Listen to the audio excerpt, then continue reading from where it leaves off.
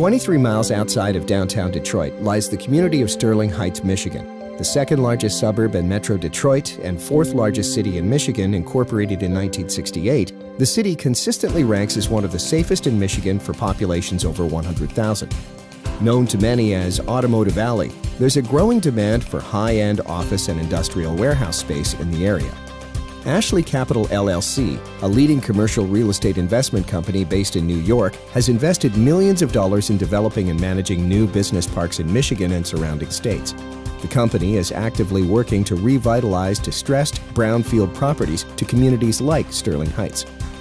When this project came along, and specifically Ashley Capital as the developer, they had a lot of experience in developing sites just like this. Ashley Capital coming in and providing 500, 600,000 square feet of desperately needed manufacturing space in the community was very much welcomed. We were able to create a tax increment finance plan that would essentially reimburse Ashley Capital for what I'll call the costs that are above normal for developing a site. So we're trying to bring it back to as much of a greenfield property as we possibly can. The facility here at Liberty Park is going to be purposed for light industrial, warehousing, and manufacturing.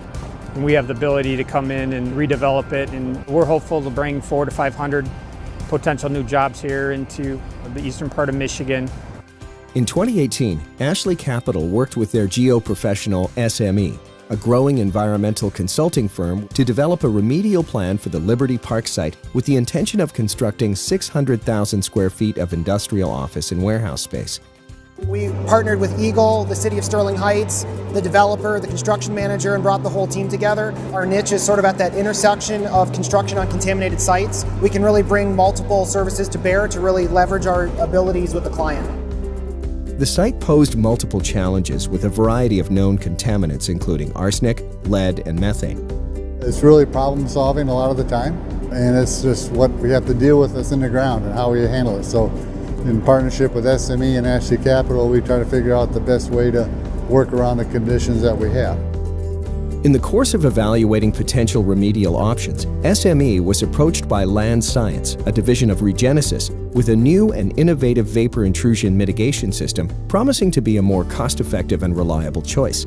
I'm really excited about Monoshield. I mean, I've been looking for a product that does this and kind of meets the efficiency of a rollout barrier with the spray-applied components for seams and penetrations for quite some time, and I've been talking to the Land Science people about it, and I'm really excited to use it at Liberty Park. One of the limitations with a lot of these larger warehouses is that if you're installing a vapor mitigation system, the price can add up very quickly. We're able to save the client, Ashley Capital, and the contractor a lot of money and time just by being able to install the system a lot faster. When we made our decision to move forward with the Monoshield system here, not only was it, of all the systems we looked at, the most cost-effective system in the market, but we've been able to shave off a couple months of our construction by going with this system. Speed to market is everything right now.